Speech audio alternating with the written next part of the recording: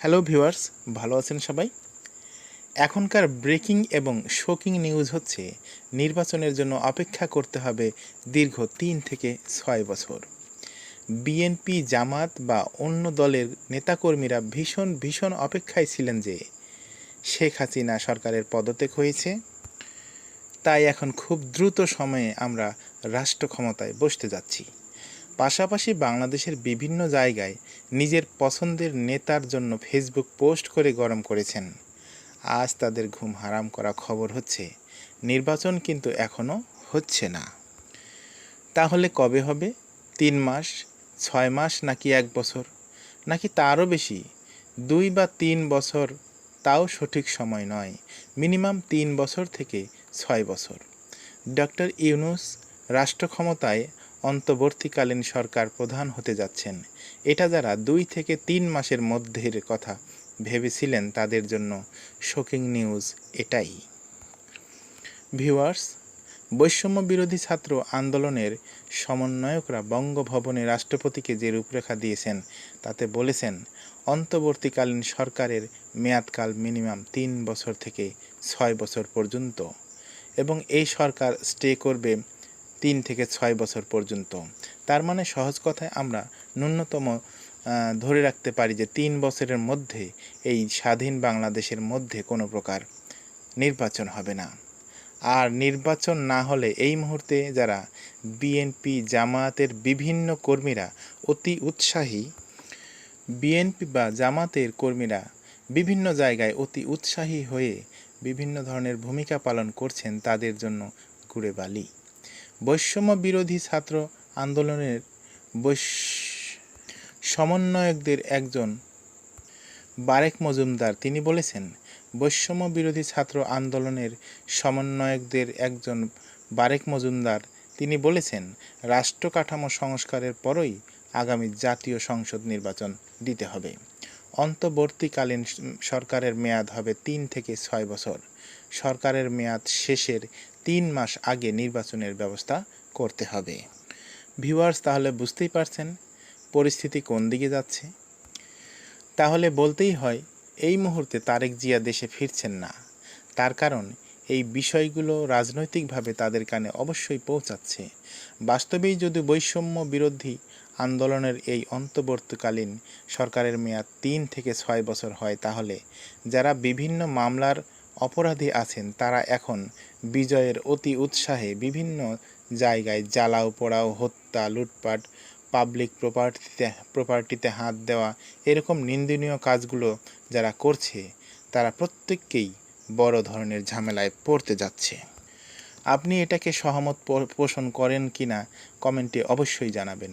আমি সহমত পোষণ করছি এই জন্যে যে এই যে একটা সিস্টেম, এর ভিতরে কিছু অসাধু মানুষ ঢুকে গেছে। এই অসাধু মানুষগুলোকে বের করতে হবে। নতুন স্বাধীন বাংলাদেশ কিভাবে চলবে, এই চলাটার জন্য একটা সঠিক রুলস বা নিয়ম নীতিমালা থাকতে হবে। যে নীতিমালাতে নির্দেশ করবে বা সেই নীতিমালাতে নির্দেশ থাকবে পুলিশ, আর্মি, র্যাব, ডিবি সদস্য নির্ধারিত ও পরিমিত কাজ, সাথে ব্যবসায়ী সহ সকল স্তরের পেশাজীবীর সঠিক নির্দেশনা। সিন্ডিকেট ভাঙতে হবে, রাজনৈতিক দুর্বৃত্তায়ন বন্ধ করতে হবে, ক্ষমতার অপব্যবহার বন্ধ করতে হবে।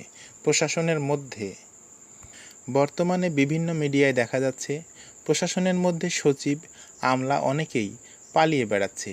এদেরকে বের করতে হবে। যারা ঘুষ, দুর্নীতি, সাধারণ মানুষকে ভেজাল খাইয়ে দেশটাকে বাসের অযোগ্য করেছে, ক্ষমতার অপব্যবহার করতে করতে গরিব আরও গরিব হয়েছে। আর রাজনৈতিক লেজুর ভিত্তিক আওয়ামী লীগ, বিএনপি ছাড়াও আরও যে দলগুলো আছে তাদের নেতাকর্মীরা সিজনে পয়সা কামিয়ে ঠিকই কামায়, কিন্তু পরে আবার জেলও খাটে। আবার অনেকে রাজনৈতিক পৃষ্ঠপোষকতায় অনেক ধরনের মানুষকে প্রলোভনমূলক কাজকাম করে দেশের টাকা বিদেশে পাচার করে, দেশ ছেড়ে বিদেশ পালিয়ে যায়, পরে তাদেরকে আর ধরাও যায় না। এরকম এতদিন হরহামেশাই হয়েছে। এইটা কোনো ভালো রাষ্ট্রের সিস্টেম হতেই পারে না। তাই এখন যেহেতু একটা নিরপেক্ষ সরকার এই মুহূর্তে আসার জন্য দাবি করছে, আমি মনে করি অবশ্যই এই নতুন নিরপেক্ষ সরকারের দরকার আছে রাষ্ট্রকে সংস্কার করার জন্য। পাবলিককে নিয়মের মধ্যে আনতে হবে, আর সেই জন্য আমাদের ইয়াং জেনারেশন স্টুডেন্টরা এই সিদ্ধান্ত নিয়েছে।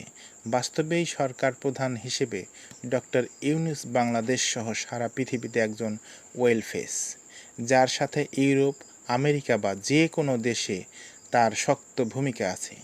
সেদিন ভারতের গণমাধ্যমকে দেওয়া এক সাক্ষাৎকারে শক্তভাবে কথা তুলে ধরেছেন এবং বলেছেন, 7 সিস্টার্সকে যদি এলোমেলো করা হয় তাহলে কিন্তু ভারতেরও এর থেকে নিস্তার নেই। 7 সিস্টারকে যদি এলোমেলো করা হয় তাহলে কিন্তু ভারতের উপরেও এর প্রভাব পড়বে। আমার মনে হয় স্বাধীন বাংলাদেশকে সংস্কার করে বিশ্বে নতুন রূপে পরিচিত করা এখনই দরকার। ডক্টর ইউনূস জানেন দেশের ক্লান্ত মানুষ শান্তি চায়। আর যদি তিনি বাংলার জনগণকে প্রয়োজনীয় সকল সাইড ভালো রাখতে পারেন, অপরাধের সঠিক ও কঠিন বিচার করতে পারেন, তাহলে বলবো দেশের কৃষক, শ্রমিক, ব্যবসায়ী, চাকরিজীবী, মাস্টার, ডাক্তার, ইঞ্জিনিয়ার, পেইন্টার, চালক, বাহক সহ সাধারণ জনগণ 3 বছর পর তার গঠিত দল ছাড়া আর কাউকে চিনবেও না, আর না কাউকে চাইবে। পাশাপাশি ছাত্র রাজনীতি, শিক্ষাসহ শিক্ষক রাজনীতি পরিবর্তন সহ দুর্নীতিমুক্ত বিচার বিভাগ এবং বাংলাদেশ গড়তে হবে। তো ভিউয়ার্স, আজকের মতো এখানেই। সবাই ভালো থাকুন, সচেতন থাকুন। সবাইকে অসংখ্য ধন্যবাদ।